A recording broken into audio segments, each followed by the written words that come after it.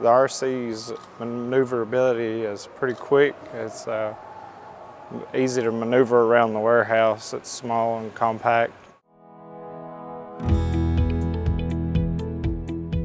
My name is Teresa Baugh, Distribution Center Manager for Lodge Manufacturing in South Pittsburgh, Tennessee.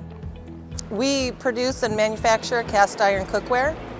We currently use the RC Series to load and unload trailers coming in and out of the facility. We also use the RC Series to do replenishment as well as put away functions in our wider aisles. Because our warehouse is so new and our floors are still in pristine condition, we appreciate the FlexRide system mostly right now while the drivers are unloading and loading trucks. Whenever you're riding the RC, it helps if you bump across something that it gives somewhat, unlike any other standard forklift. The RC's maneuverability is pretty quick. It's easy to maneuver around the warehouse. It's small and compact.